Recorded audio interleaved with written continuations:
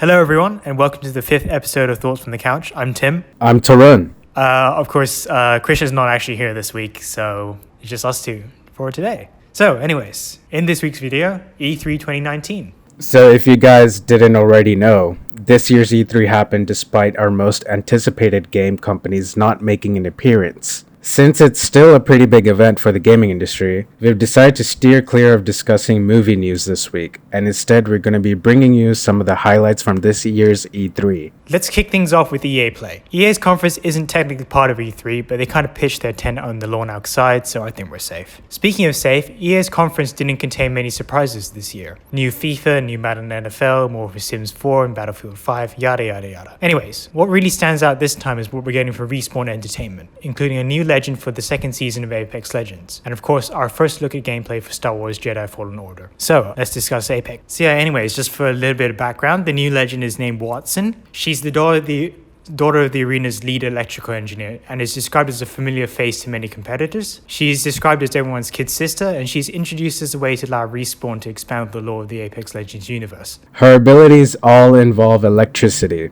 Her tactical ability, Perimeter Security, allows her to place nodes for an electrical fence that damages and slows enemies. Her ultimate ability, Interception Pylon, destroys incoming ordnance when placed and recharges damaged shields. So she's obviously a bit of a more defensive hero. Players who are more familiar with the layout of Kings Canyon will have better luck using her. So obviously Apex is also adding more things, daily and weekly challenges, weapon buffs, new legendary quality skins, a brand new weapon and limited time modes. So all of this will be coming to Apex Legends with Season 2, which starts this year on July 2nd. Yeah, it's all very new stuff, and from what we saw, we thought like it's interesting enough for us to maybe try the game out again after so long. Oh yeah, definitely. I remember we were watching it online together and we were sort of saying, this could really get us back into the game. Yeah, and then it didn't. Well, I mean, it's not July 2nd yet, but... For those who are Apex fans out there and still playing the game, you guys might enjoy this. But for us, it's a nice update, I guess. Because I kept hearing that Season 1 wasn't so great for people, so this actually sounds a bit better. Of course, we also got plenty of AAA Star Wars content, including a game that we think will sweep next year's Game Awards. We are talking, of course, about LEGO Star Wars The Skywalker Saga, which is coming to PS4, Xbox One, PC, and Switch. Oh, yes. Yes. I still remember playing the original trilogy LEGO Star Wars with you. Yeah, I remember that. Just a little bit of background. Newly announced, this LEGO game is going to adapt all 9 episodes of the Star Wars saga from The Phantom Menace through to the Rise of Skywalker. According to a hands-off preview by Game Informer, the game plays differently to previous LEGO Star Wars games and features deeper combat, light, heavy attacks, combos, new camera angles, and precise cover shooting. It also features an open world and side quests, and of course, it will still be local co-op. This will be out next year. Is it specifically local co-op? Yeah, according to the interview I was reading with Game Informer, they said local co-op is how we've, always done these games, and we will have that. That's true. But with online gaming being so popular, you would think that they might also add in an option to play it with your friend across the world. They were asked about online co-op and they said, something they're still looking at, but they can't confirm it. Okay. Because I know we've played these games a lot together, and nowadays it's hard to get together to play this. So I think for me, it would be nice to have that if you ever wanted to get together and play it. Yeah, so obviously the last one I played was, I think, the LEGO Star Wars The Force Awakens, which is kind of fun. This will be out next year sometime. Obviously, we still have to talk about Jedi Fallen Order. Yeah, it's almost as good as LEGO Star Wars. Almost as good. Obviously, for those of you who don't know, Jedi Fallen Order is a canon single-player only game set after Order 66, following Cal Kestis, a character voiced and mocapped by Gotham's Cameron Monaghan. I think he plays the Joker, is that right? I don't really watch Gotham. Oh, yes, you're right. Was it the Joker? I couldn't remember the actor's name, but no, you're right. And he does a wonderful job, by the way. During EA's conference, we got to see Respawn showcase 14 minutes of gameplay. It featured a level set on the Wookiee homeworld of Kashyyyk. So that level itself was, they said, roughly 3 hours into the game itself. Showed gameplay. We got the chance to see the game's lightsaber combat, force powers. We also saw that Saul Guerrero, the character from Rogue One, A Star Wars Story, and of course Star Wars Rebels, he'll also make an appearance in the game. Set to be released on PS4, Xbox One, and Origin November 15th. Subsequent interviews have revealed there won't be any lightsaber dismemberment, which is kind of a disappointment. So, what do you think of Fallen Order gameplay? Looks okay. I mean, I guess I was a bit underwhelmed because I was expecting a bit more. Yeah, I would definitely say I was underwhelmed. Watching it, there was some stuff that you could see that was actually quite impressive. Obviously, there's some special animations. The animations are quite good, but it's sort of missing that something that makes me go, wow, I need to get this when it comes out. The exploration droid you have with you it seems like a really cool companion to have. Yeah, definitely. What are your thoughts about not having dismemberment? I really enjoyed that mechanic in the game. Like, I know they did it in Star Wars Force Unleashed, and it was always very satisfying.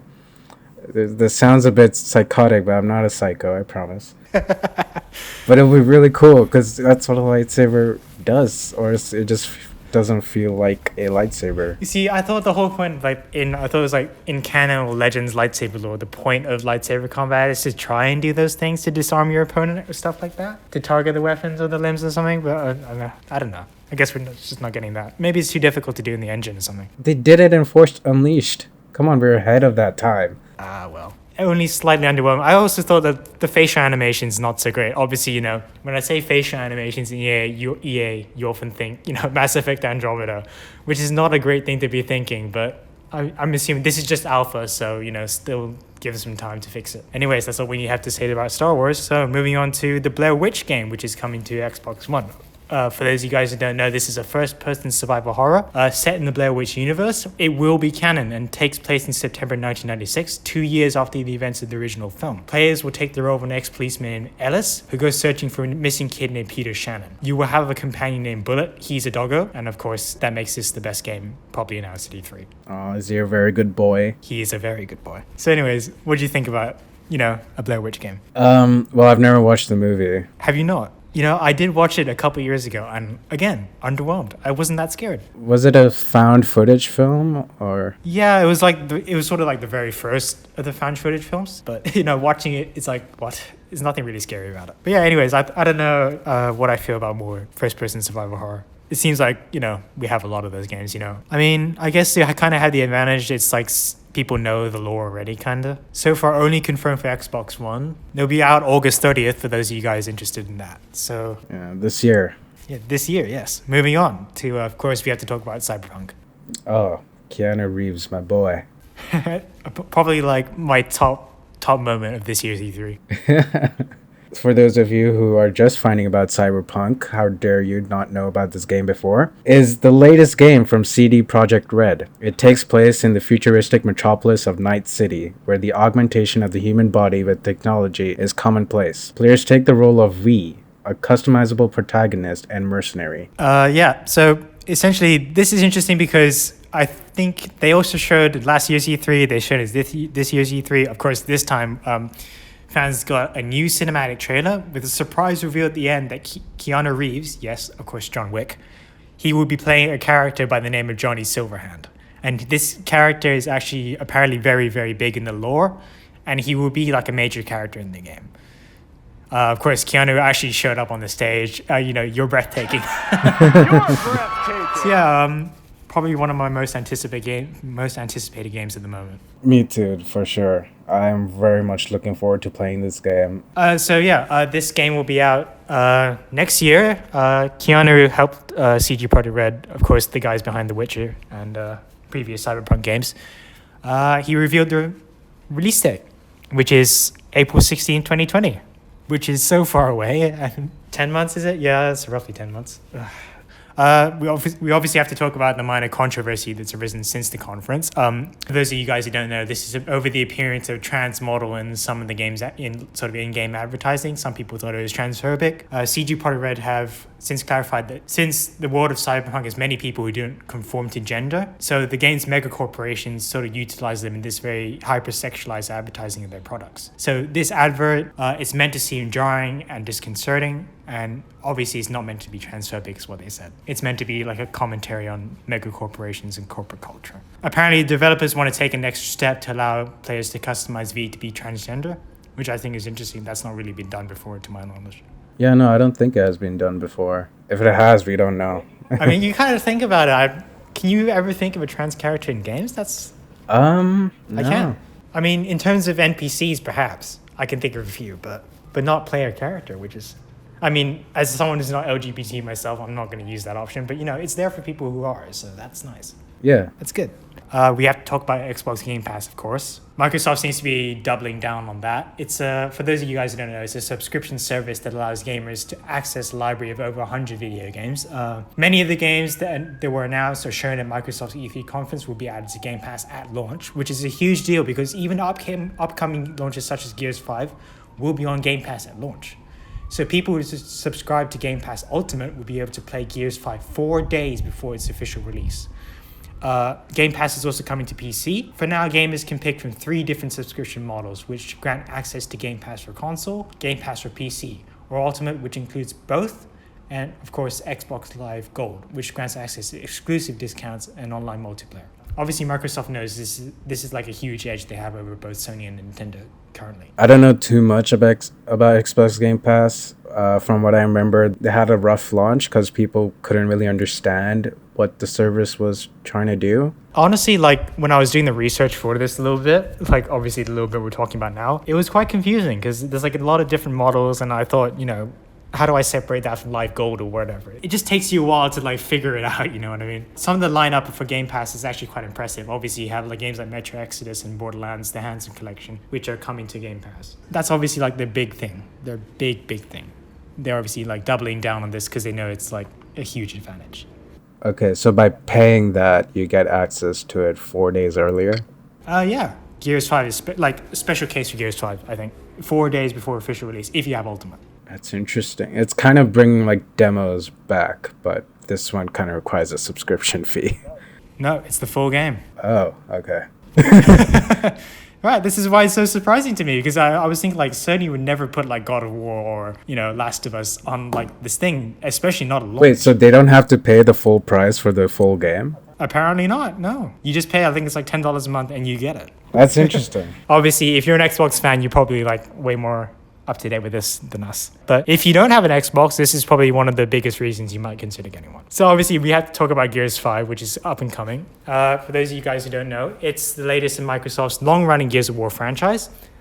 This entry will focus on the returning character of Kate Diaz. Fans were treated to a trailer teasing Kate's investigation into her family's past. This will be a very Kate-centric game. According to the developers, this game's gameplay will be considerably more fast-paced than its predecessors. The game will also feature a new co-op multiplayer game mode known as Escape, where players must infiltrate enemy territory, plant explosives, and retreat to safety while being pursued by enemies. Yeah, and for those of you who are also fans of Terminator, there will also be a DLC pack crossing over with the upcoming Terminator Dark Fate, which will presumably let players play as like a T-100 robot in multiplayer. Oh, really? Yeah. Of all the random crossovers you could do, Terminator. Wait, so you get to play as a Terminator or you have to fight Terminators? I don't think they've actually detailed what's in it yet. People just saying, they sort of assume you can play as a T-100. Yeah, because I got the assumption you have to fight them, because I don't know if they would make gameplay mechanics just to play as a Terminator. It's kind of weird, isn't it? And but yeah, obviously, Gears has been one of Xbox's, most successful franchises, and it's coming back. So if you're a fan of Xbox, this new entry will be out for Xbox One and PC September 10th of this year. I think that's one of the games I've always wanted to try, but never had an Xbox to play with. Well, moving on. Borderlands 3, of course, the latest installment in the critically acclaimed Borderlands franchise by Gearbox. We got a new trailer for the game, and a 10-minute gameplay video was also made available. The video is focused on the game's new Vault Hunters, Amara the Siren, Zane the Operative, Mose the Gunner, and I assume that's Flak the Beastmaster. Of course, Borderlands 3 will be coming to PS4, Xbox One, and the Epic Games Store. Also, for owners of Borderlands 2 or the Handsome Collection, a new DLC called Borderlands 2 Commander Lilith and the Fight for Sanctuary was also revealed and made available straight away. It's recommended, I was searching on Reddit, it's recommended that people play Tales of the Borderlands first to give this DLC more meaning. Obviously, it's been quite a while since Borderlands 2 was released. This is intended to bridge the story gap between Borderlands 2 and Borderlands 3. From what I've been reading online, people like it. It's actually very good. Obviously, I'm still in the middle of my playthrough of Borderlands 2. Haven't touched Tales of the Borderlands yet, so I'm going to keep waiting until I sort of finish that and then play this DLC. Obviously, Borderlands 3 will be out September 13th of this year, so it's not too far away. And obviously, we've been playing it a lot and been quite enjoying the previous installments of the franchise. So obviously, we didn't play Borderlands 2. We have never played, as far as I know, I haven't played at least, the previous installments of the franchise. We started playing it just recently because I know it was on sale. Obviously, when Borderlands 2 was announced, we started playing it. Now it's free on PS Plus for those of you guys who have US or EU PS Plus membership. So you can grab both. It comes with Borderlands 2 and Borderlands the pre-sequel, I think. Obviously, it's a bit of a disappointment that Tales of the Borderlands is, as far as we know, no longer available. But I still have it. Contact your friends who have a copy and ask them to play it. It's the only way to get a hold of it right now, I think. That's what I'm doing with Turin. He's giving me his Steam password. Yes, I think you can still install it because I still have it in my library, so I will send you my account after this. Obviously something to look forward to after that. It's something special, definitely. I can see why people are excited for this new installment. Obviously, I've started playing it, really started enjoying it once I got into it. It's one of those games that's really hard to put down. So anyways, moving on. Okay, so obviously we have to talk about Elden Ring. For those of you guys who don't know, this is a game by From Software, the people behind Dark Souls and Bloodborne, being made in collaboration with none other than Game of Thrones author George R.R. Martin. So fans were treated to an official reveal trailer for this game. Obviously, in the weeks before E3, we had some news reports claiming he was working with them. I mean, now we know what he's doing instead of working on the next novels, huh? For those of you who don't know, this game looks to be set in a dark fantasy world and will apparently be the studio's biggest game yet. We've seen many signs that it will take after the studio's previous games, which are known for complex lore and brutal, unforgiving combat. It would also apparently embrace more RPG elements, including character customization. So, what do we think?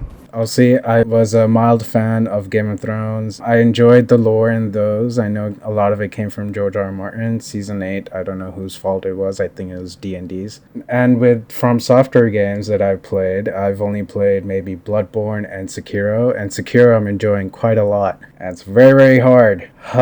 Frustrating, but it's all about the journey. Well, it's about persistence, I think. Yeah, myself, I've not really played a lot of them. I'm not such a huge fan. I know some people really, really love them. Obviously, it's like a challenge for gamers, like very hardcore gamers, but not really for me. But still, interested to see what comes next from these guys. This game doesn't have a release date yet, but as far as we know, it's being released on PS4, Xbox One, and PC. We'll let you guys know more once we hear more about it. Moving on. Obviously, we have to talk about Project Scarlet, which to me was like one of the biggest surprises of this year's E3. Microsoft have officially teased the next generation Xbox console with a trailer for the so-called Project Scarlet. According to the trailer, the new console will support a resolution of 8K or a frame rate of 120 FPS, and is being worked on by the design teams behind the Xbox One and the Xbox One X in collaboration with AMD. It will also have a solid-state drive rather than a hard drive, and also feature ray tracing. According to Microsoft, it will be 4 times as powerful as the Xbox One X. Halo Infinite, also teased in Microsoft's E3, will be a launch title. It's expected to be released next year in the holiday season. So obviously, to me, huge surprise. Did not think Microsoft was going to do this, but I think they've actually done this before, haven't they? Yeah, they did this with Xbox One, which was formerly named Project Scorpio. Obviously, it's their answer to the PS5. Also, Project Scarlet will support cloud gaming. Obviously, trying to compete against Stadia, which is also, we got more information about that last week, so check out last week's video for that. We know PS5 will also be including cloud gaming. Since there were reports that Sony wanted to future-proof PS5, I'm sort of surprised to hear something saying that Microsoft still plan on having more consoles in the future. Yeah, that's interesting. Obviously, we don't know what Sony really is going to announce next year. I think when Project Scarlet showed up on the stage, I think some people with Sony watching must have been like, wait, oh no. They came, within an inch of getting such a huge edge by launching their new console. But as far as we know about the PS5, it will support 4K 60 FPS, and it can go up to 8K. We haven't heard anything about 120 frames per second, which is what Project Scarlet claims to be able to do. I don't think we've heard anything about ray tracing either, have we? No. Although we do know, I think the PS5 will have a solid state drive, so still time for Sony to change the specs a little bit. Again, admittedly, the Xbox One X has a better hardware than the PS4 Pro. There's no denying that. But as far as content goes, I think you and I can both agree PlayStation has a lot more games that we are fans of. Not to say that Xbox doesn't have good games, but In terms of exclusive games that, you can only play on PlayStation is still the place to go. Yeah. I mean, don't get us wrong. There are games on Xbox that we wish we could play. For me personally, I wish I could play Gears of War, or when Sunset Overdrive was out, I was jealous for a long time that it wasn't on PlayStation. But yeah, the thing that surprises me about Scarlet is 8K is now confirmed. Yeah. Because as far as I know, 8K is not a huge thing yet. You go into like any TV hardware store anywhere, you see what is it 1080p HD TVs, and you see 4K TVs, right? As far as I know, there's only one 8K TV, and I think it's like a Sharp or a Samsung or something like that, and it costs way more. I think this is just further kind of cements the point that they want to future-proof their consoles. So if it eventually does come into regular consumer use, they're already ready for it, at least from Sony's side. But from Microsoft, they're still saying they're going to have more consoles. So again, I don't know what's really happening with that competition. I just know this is their answer to the PS5. So obviously we're going to see more next year. Anyways, speaking of next year, we have to talk about Halo Infinite. Coming to Xbox, the next installment of Microsoft's well-known Halo franchise. Teased at a previous E3, of course, but we got a new trailer this time, featuring none other than Master Chief, who is found adrift in space and revived by the captain of a small freighter. His companion AI Cortana is missing. Obviously, with the trailer, the big thing about it is we get to see a tiny bit of the potential Project Scarlet's, processing power. Very impressive looking. You can kind of see a little bit of the ray tracing in that, I think. Not much about Halo yet. Obviously, they said at the conference that every Xbox has launched with a Halo, I think. The original Xbox launched with a Halo. Yeah, it seems exactly what they're doing. Is they're going to present as a launch title with Project Scarlet. Which is what you need. You need strong launch title, new console. So, a lot from this year's Microsoft conference. Now, let's move on to Bethesda, where we got to see some new games from the company's many studios. Okay, let's just move straight on past Fallout 76. They didn't say anything about Fallout at this conference. Moving on. No, what? There was nothing about Fallout. What is Fallout 76 again? Obviously, I feel like we have to talk about Ghostwire Tokyo. Ghostwire Tokyo is the latest project by Tango Gameworks and Shinji Mikami, who previously worked on the Evil Within series. It's going to be set in Tokyo in the aftermath of a mysterious supernatural phenomenon that made people disappear into thin air. It will be an action-adventure game where the player will work to rid Tokyo of supernatural evil and combat monsters. The trailer also showed a character who we might assume is the protagonist, wielding a bow and casting magic. Thus far, there's no gameplay been shown, and we also do not have a release date. So right now, it's just very much of a sort of concept, sort of reveal trailer. Some people are fans of Evil Within. I think it's still quite like a cult game, isn't it? It's a cult classic. I think we can call it that now, can we? I guess so, yeah. It looks very interesting. I am excited for it. Since this was a studio who worked on the Evil Within series, I'm a bit surprised they're describing it as an action-adventure game rather than something more horror. There's still a slight edge of like supernatural horror there, which is interesting. Yeah, there might still be some horror, which might be really cool for something like this. I'm really excited for it. You can see a lot of its different inspirations coming from all over the place. So obviously we need more IPs. Obviously you say a lot. Everything is sequels, everything is prequels nowadays. So it's nice to see that we have something original coming out of all this, right? Speaking of original, I think we also have to talk about Deathloop.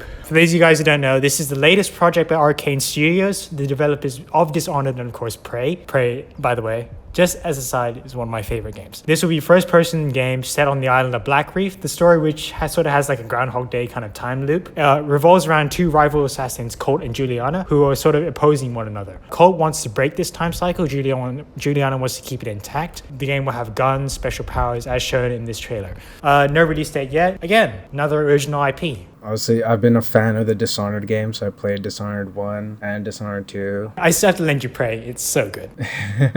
The thing that gets me about Prey is that they're not working on another Prey. I mean, they also said this is a very different game than what they've done before. So maybe not compared to the other two, but we'll see when it comes out.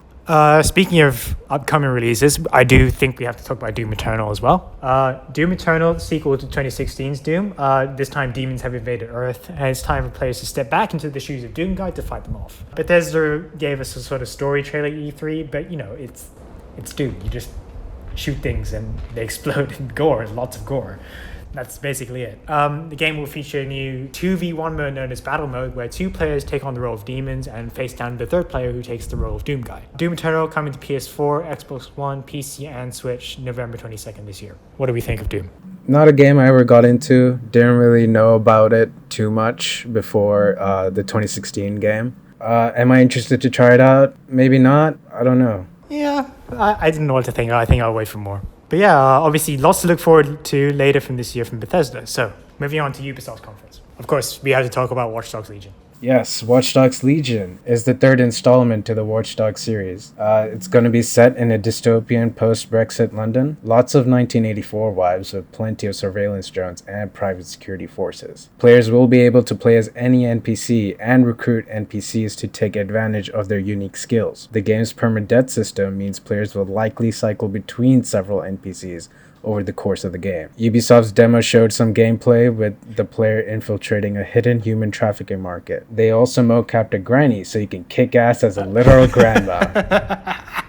I know everyone wants to talk about like what we saw, like the cover shooting and the hacking and all that, but the grandma, come on. Whoa. You know, we can see that they took a lot of the gameplay mechanics from Division and put it into this, which I think is very good for the game. Yeah, obviously, yeah. As you said, like the cover shooting from Division 2, you can kind of see it in the gameplay trailer. They just, imported that, which is fine by me. Because the combat in Division 2 is very, very good. So. Yeah. And the combat also seems to have taken a lot of inspiration from John Wick. Now that's been a trend, quite a huge trend lately, and I'm very excited for that. The interesting thing about me, let me just remind you, this is the studio. I think, don't quote me on this, I think they did say way back when, a few years ago, that the reason why they didn't do female characters is because they're kind of harder to mocap and animate compared to male characters. Now, I don't know that's true, but obviously they've done a huge U-turn here. It's like, you want to play as a grandma? You can play as a grandma. Someone out there is going to make an entire grandma squad. Entire grandma squad? I think I'll do that. I would really like to do that, but I also like to have the game be a bit realistic for me. It really raises the question for me, too, is how the story is going to play out, because you usually have the advantage of following and connecting with the main protagonist, which this doesn't seem to have. Yeah, that's the only thing that kind of makes me think twice about it. Obviously, playing as the NPC is kind of cool, but then you think about the story, how is it going to keep, coherency? Yeah, and anyone who's excited for the game, it's going to be coming out on March 6th, 2020. It's really far away. Oh, boo. It's coming to PS4, Xbox One, and PC. You'll get to live your grandma badass dreams in a year. Moving on, we have to talk about Gods and Monsters, which is coming to PS4, Xbox One, PC, and Switch, February 25th, 2020. So for those of you guys who don't know, this is a new IP from the developers of Assassin's Creed Odyssey. Takes place in a stylized fantasy, so very painterly open world. It's known as the Isle of the Blessed. Players will take on the role of forgotten hero called upon to assist the Greek gods, who will grant your customizable hero a number of special powers. The gods themselves are being brought down by Typhon, an evil entity from Greek mythology. Players will be able to fight mythological creatures such as the Cyclops and the Gorgons. Of course, there will also be puzzles and dungeons to explore. This is actually a huge surprise to me, because they're like, obviously, they saw how good Breath of the Wild did on the Switch. It was a huge hit. And they're sort of like, we want to take something and do it in that style. Yeah, it looks very similar to Breath of the Wild art style-wise. Never really got a chance to play Breath of the Wild, apart from, I got to play on your Switch a bit. I'm getting into it now. I've just started my playthrough like I said I would. Yeah, no. I mean, obviously, Ubisoft's doing it. Obviously, Assassin's Creed Odyssey is an amazing game. I really, really do like it. So, obviously, very interesting. Something that's not usual, like in their usual style. So. Yeah, and personally, I've always been a huge fan of Greek mythology. So anything or any platform, adapts any of that, I'm always in for it. Oh, and it's coming to Switch. That makes my heart feel good. On February 25th, 2020. Again, really far away. Anyways, speaking of games that are actually not so far away, we have to talk about Ghost Recon Breakpoint. Obviously, previously announced, we got gameplay footage, 2 trailers of the upcoming Ghost Recon game. Developers have promised a deeper story, more tactical combat. The player character crash lands their helicopter in the island of Aurora, I think that's how you pronounce it, where they had to survive against hostile environment and the enemy threat. Plenty of gunplay was shown, stealth, drones, camouflage, new injury system, which is interesting. Campaign can be played solo or in co-op with up to 3 other players. Features different biomes and weather. Obviously, the big thing about this game is actor John Bernthal, obviously, the Punisher, appear on stage to speak about the game. I think he came with his dog as well, which is kind of awesome. So, Bernthal will play in the game's villain, Colonel Cold Deep Walker, who leads a rogue band of the game's ghosts. Developers also said post-launch content coming every 4 months after launch. Yep, the game will be out on October 4th, 2019, and there'll be a beta release on September 5th, 2019. So if you guys want to try that out, you can. Is beta for everyone, or just those who have pre-ordered? I don't think they're confirmed yet, but obviously it will be. I think pre-order will definitely have it, surely. We also got more news about a movie based on The Division, which is being picked up by Netflix, starring Jake Gyllenhaal and Jessica Chastain. It's also being directed by David Leitch, who directed Deadpool 2. No release date. So, what do you think about The Division movie? A surprise. Yeah, it's a bit of a surprise. Like, no one asked for it, because I don't think the games, at least, we don't think the games have much of a story. Oh, no, they don't. It's really there for you guys to shoot stuff. There's like a bit of a backstory, kind of like a plot, but no offense, but it's like not the strongest plot. So I don't know. Obviously, within the world, they have freedom to do a lot, but that's just because they haven't written the story before. So I guess, like I said, being picked up on Netflix, no release date. 2 big stars, 2 very talented stars behind it. Moving on. Just Dance 2020, coming to PS4, Xbox One, PC, Switch, Stadia. It's a Just Dance game. They've announced some of the games, soundtrack, some of the games you can dance and sing to.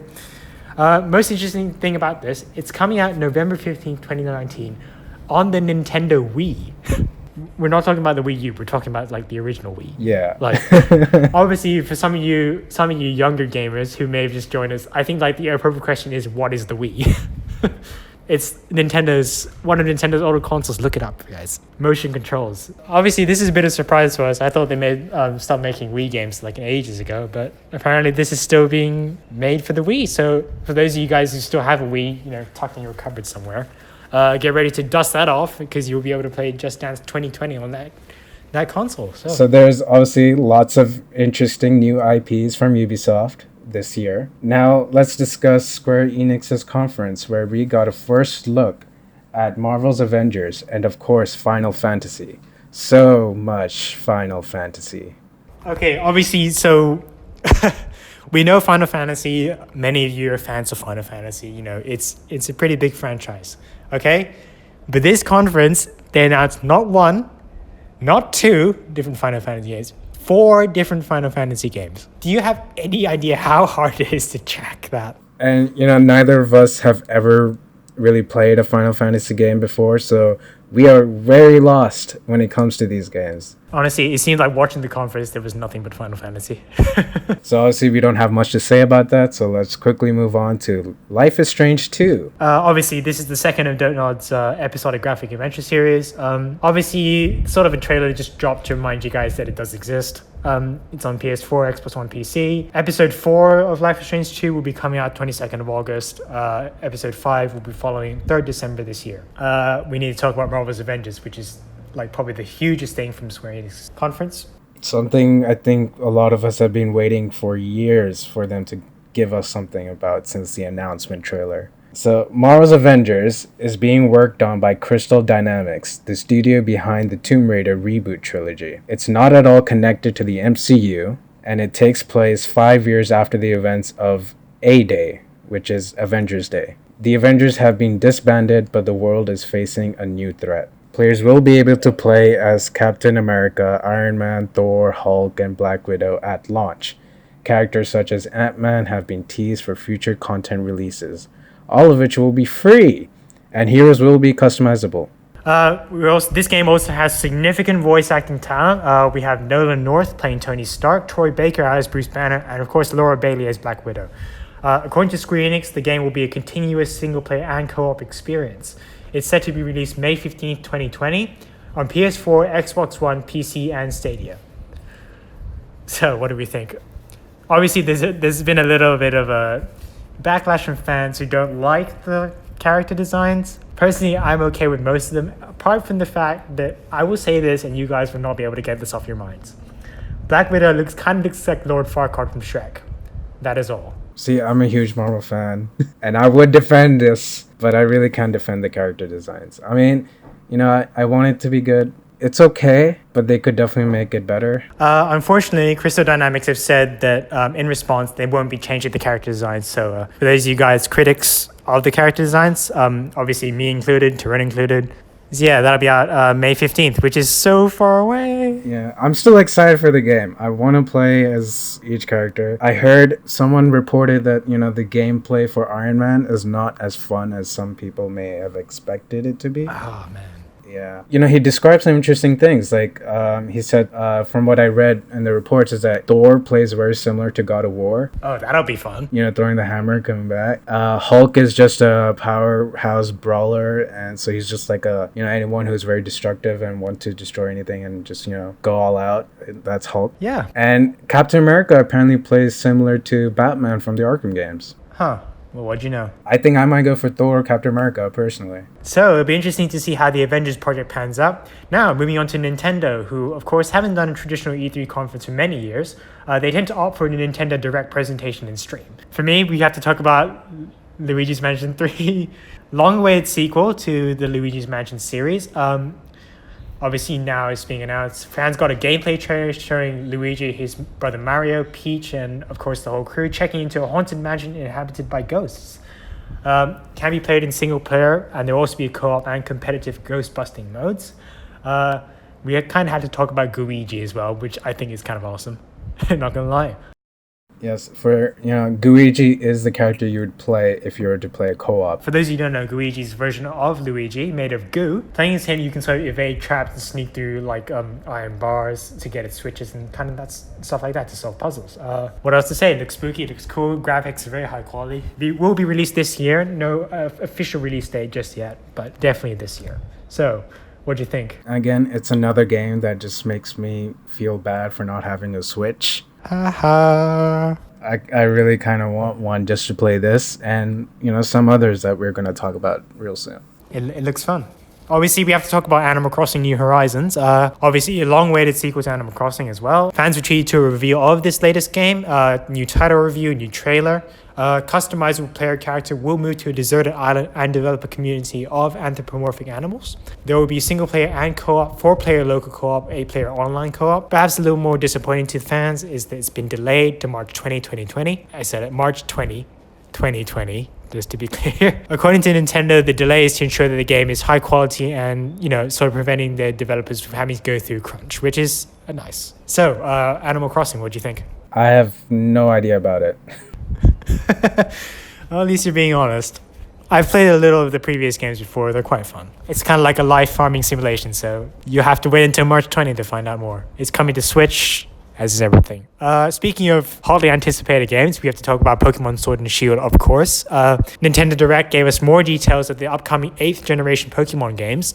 We got to see extended gameplay, Dynamax battles, Max Raid battles, a few new Pokemon. You can kind of check out the trailer for those. Of course, since E3, Pokemon fans have actually been angered by the revelation that not all Pokemon can be transferred to Sword and Shield. Not all the Pokemon will appear, and the game will be limited to a local Pokedex only, rather than having the national Pokedex. According to Game Freak, the reason behind this is because updating the animations for all 800 Pokemon for Sword and Shield will be a huge task, although hackers and other developers have pointed out that previous games, including X and Y and of course Omega Ruby and Alpha Sapphire, simply reuse and import animations anyway. The game won't have Z moves or Mega Evolution. If you guys played the previous entries, you'll know about those. Those will not be returning to Sword and Shield. Obviously, my hype for this game kind of dampened by the fact that we're not having national decks, but still, they've added a lot more features. The Max Raid battle looked really cool. So, you think Pokemon's going to make you get a Switch turn? It's definitely a game that really makes me want to get a Switch as well. It does look very impressive this year. Yeah, Pokemon so far has been tempting me to get a Switch. Because it's one of those games that's one of those franchises that, it's very closely linked to many people's childhoods. I know it's linked to my childhood. I know it's kind of linked to yours as well. Obviously, gotta catch 'em all is no longer a thing. Gotta catch some of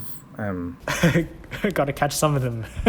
Anyways, those games will be released November 15, 2019. You can check out Nintendo Direct for more of the gameplay we mentioned. Now moving on to another huge E3 surprise. Nintendo have confirmed that a sequel to the critically acclaimed Legend of Zelda Breath of the Wild is in development. Apparently, this game will be more in line with the tone of Majora's Mask and a little darker than Breath of the Wild. Fans were treated to a short trailer showing Zelda and Link adventuring together underground, and of course the tease of Ganondorf, the game's big evil. No release date, no official title, nothing like that. Just to say, this teaser trailer to say we're working on it. I've heard some interesting things about it, saying that there might be co-op in the game. Where you play Zelda, yeah. Hotly anticipated for that reason. So people are saying that maybe this will finally give us, justice to play as Zelda.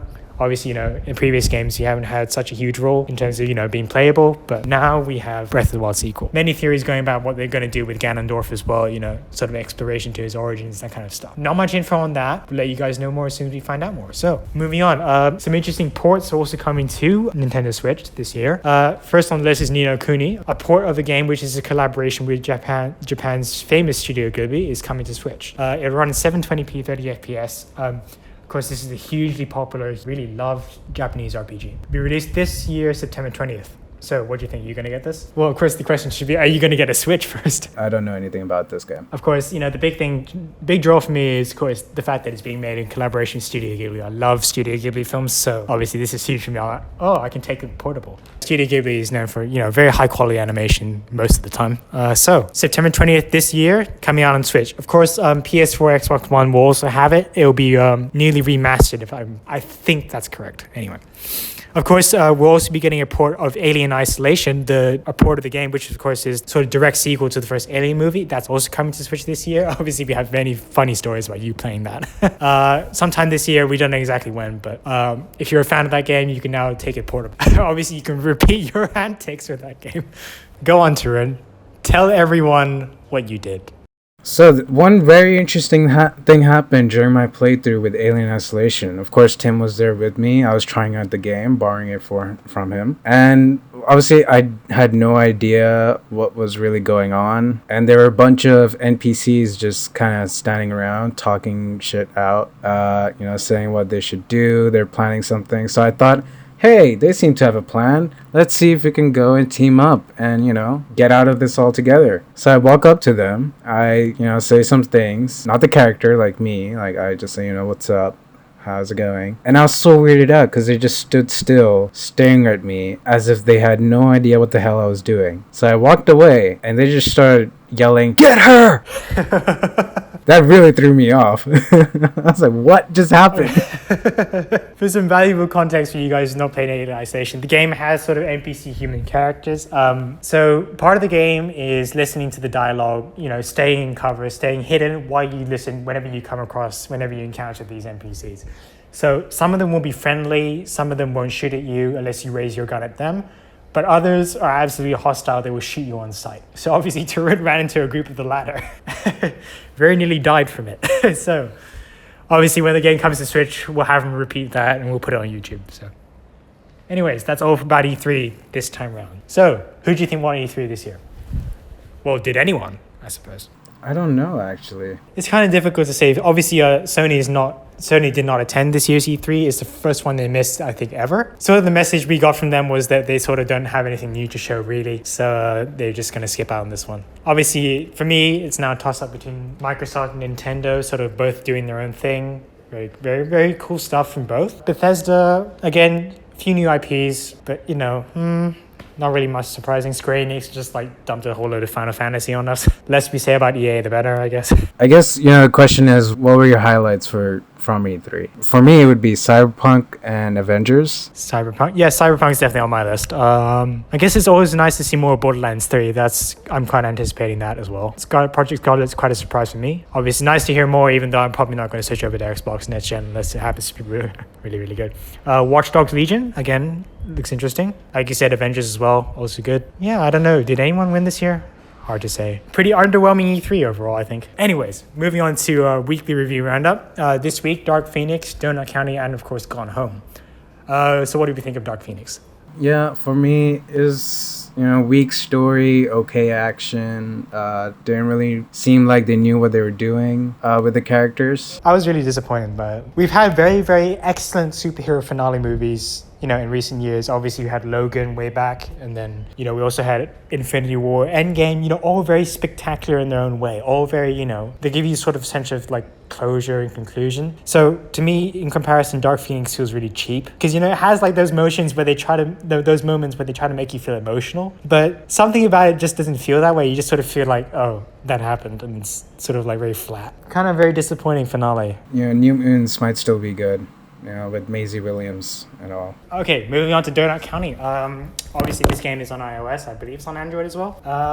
Very cool story. Game with a story. physics-based puzzler, very, very cool. It's got a very neat art style. I love the concept behind it. It's sort of like this 2-hour game that I would find myself picking up while I was, traveling from place to place. Very cool. It's got this like really, really, really well-written sense of humor behind it. So if you guys are mobile gamers, I can 100% recommend this game. It doesn't cost that much. It's also on Switch, I believe, but I think the Switch version costs a lot more. So, if you have an iPhone, do you guys have phones? You can pick it up on your phone. Moving on to Gone Home. Obviously, I played Gone Home before. This is like a very polarizing walking simulator. So video game Marmite, essentially. You either hate it or you love it. I like it. Really fascinating story, very gripping atmosphere. Obviously, some of it's spawned like a whole genre of walking simulator games, some which have surpassed it in different ways in terms of, telling stories and getting imaginative with the concept. But no, this sort of original, the OG walking simulator, still very, very good. Story is incredibly well told and the voice acting is absolutely phenomenal. So if you guys have not tried this game yet, I can 100% recommend it. I think after playing Edith Finch, it's a good game. It's very nice, but I don't know if I'll ever go back to play it. Yeah, that's the thing. If you guys are a fan of like very action games, then you probably won't enjoy this very much. But for those of you guys who enjoy, sort of story games where you don't have to do very much, it's about exploration and, very thematically rich. Yeah, pick this game up. Anyways, that's all for this week. Yep, and you can follow us on our Twitter and Instagram at Presso2Couch, and please also check out our website, presso2couch.com. We worked very hard on it and we're very proud of it, and we want to show it to you because it's very cool. Also, you can press the bell icon so you get notified whenever we post new content. Obviously, next week, we're hoping to have Krishna powered up again. We had some trouble powering up this week. Some minor technical difficulties on that end. We got to pay the power bill. Anyways, until next week, guys. Bye.